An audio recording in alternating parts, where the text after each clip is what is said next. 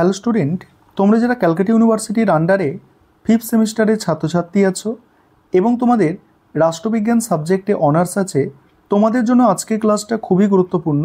আজকে ক্লাসে তোমাদের ডিএসসিসি 11 পেপার থেকে একটি মোস্ট ইম্পর্টেন্ট প্রশ্নের উত্তর নিয়ে আলোচনা করব।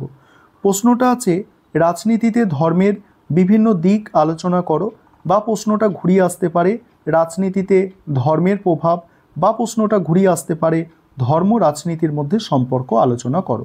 কিভাবে প্রশ্নের উত্তরটি লিখবে বুঝে নাও। এই প্রশ্নটা তোমাদের 10 নম্বর এবং 20 নম্বরের জন্য মোস্ট ইম্পর্টেন্ট একটি প্রশ্ন। আর আরেকটি বিষয় বলি, তোমরা যারা ইংলিশ ভার্সানের স্টুডেন্ট আছো তোমরাও আজকে প্রশ্নের উত্তরটা পেয়ে যাবে, তোমরা ভিডিওটা দেখতে থাকো। প্রথমেই তোমরা ইন্ট্রোডাকশন অর্থাৎ ভূমিকা দিয়ে শুরু করবে, সেখানে কি লিখবে দেখে নাও। মানুষের জীবনে ধর্ম ও রাজনীতি দুটি গুরুত্বপূর্ণ দিক। ধর্ম মানুষের আধ্যাত্মিক বিশ্বাস, নৈতিক মূল্যবোধ, ঈশ্বর চিন্তার সঙ্গে যুক্ত। অন্যদিকে রাজনীতি মানুষের পার্থিব জীবন, প্রশাসন ও ক্ষমতার ব্যবস্থাপনার সঙ্গে যুক্ত।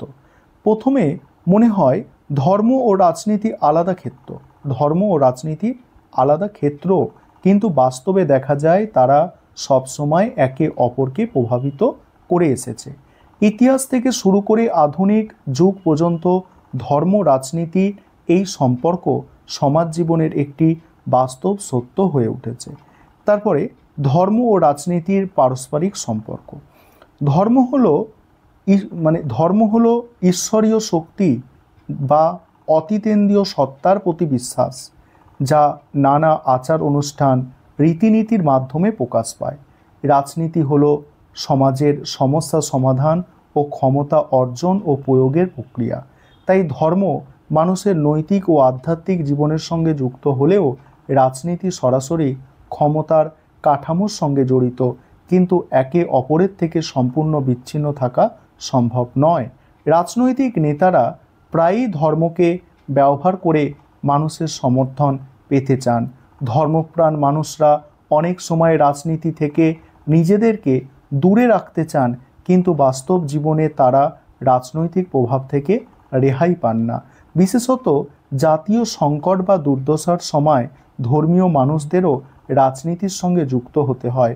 আবার রাজনৈতিক দলগুলো ধর্মীয় বিশ্বাসকে কাজে লাগিয়ে মানুষের ভোট অর্জন করতে সচেষ্ট হয়। এবারে পরের পয়েন্ট হচ্ছে ঐতিহাসিক প্রেক্ষাপট।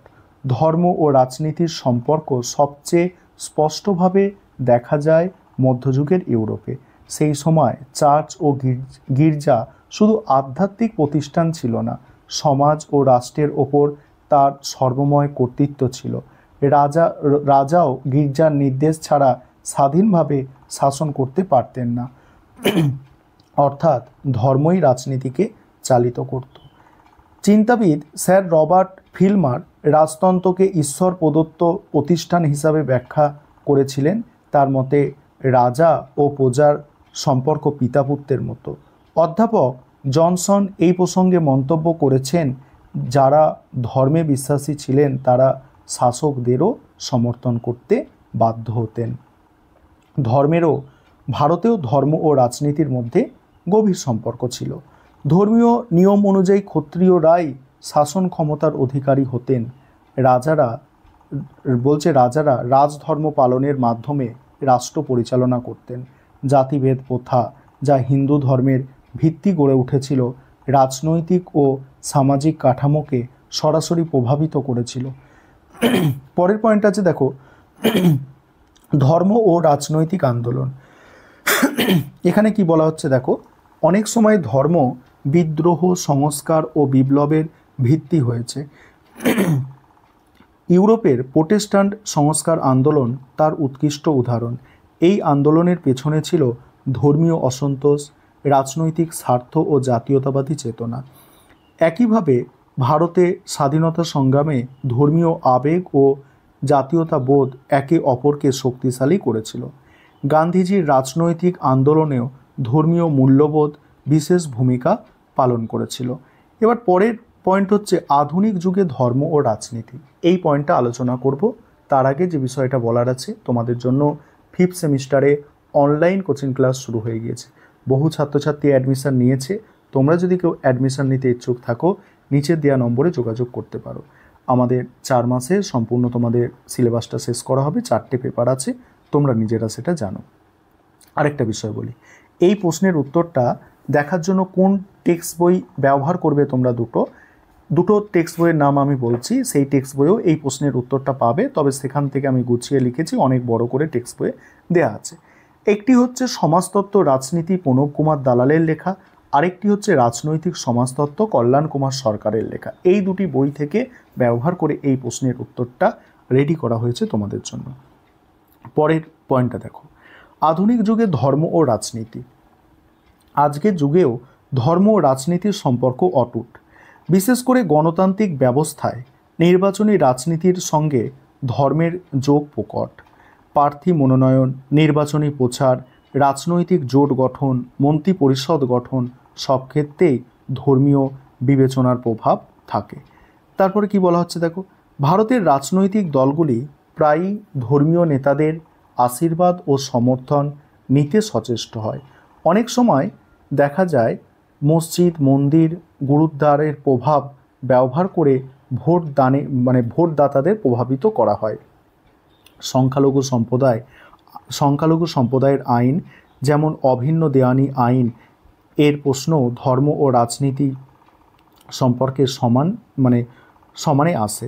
তারপর হচ্ছে দেখো, রাজনৈতিক দলগুলি ভোট ব্যাংকের স্বার্থে নির্দিষ্ট ধর্মীয় সম্প্রদায়ের প্রাধান্যপূর্ণ অঞ্চলে সেই সম্প্রদায়ের প্রার্থী দাঁড় করায়। ধর্মীয় পরিচয়কে কাজে লাগিয়ে সমর্থন আদায় করা এখন অনেক রাজনৈতিক দলের অভ্যাসে পরিণত হয়েছে। ফলে শিল্পায়ন, নগরায়ন ও আধুনিকরণের ওপর ধর্ম ও রাজনীতির ক্ষেত্রে এক বলিষ্ঠ শক্তি হয়েছে। এবার উপসংহারে কী লিখবে দেখো, সবশেষে বলা যায় ধর্ম ও রাজনীতি তত্ত্বগতভাবে ভিন্ন ক্ষেত্র হলেও তারা সবসময় পরস্পরকে প্রভাবিত করছে। ধর্ম রাজনীতিকে বৈধতা ও নৈতিক ভিত্তি দিয়েছে, আর রাজনীতি ধর্মকে ব্যবহার করেছে মানুষের সমর্থন অর্জনের জন্য। মধ্যযুগ থেকে আধুনিক যুগ পর্যন্ত এই সম্পর্ক বদলে গেলেও তা কখনো বিলীন হয়নি। ভারতের মতো বহুধর্মীয় সমাজে এই সম্পর্ক আরও জটিল, বলছে তাই আজও ধর্ম ও রাজনীতি একে অপরের পরিপূরক শক্তি হিসাবে বিদ্যমান এবং বাস্তব রাজনীতিকে প্রভাবিত করেছে। এই ছিল তোমাদের একটি মোস্ট ইম্পর্টেন্ট প্রশ্নের উত্তর। এবার তোমরা যারা ইংলিশ ভার্সনের স্টুডেন্ট আছো, তোমরা প্রশ্নের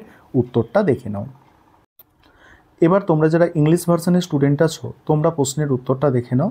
আর তোমরাও চাইলে আমাদের পেইড ব্যাচে অ্যাডমিশান নিতে পারো।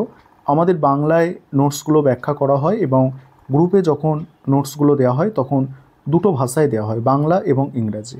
তাই তোমাদের কোনো সমস্যা হবে না। অনেক ছাত্রছাত্রী এইভাবে পড়াশোনা করছে, চাইলে তোমরাও অ্যাডমিশান নিতে পারো, তোমরা যারা ইংলিশ ভার্সনের ছাত্রছাত্রী আছো।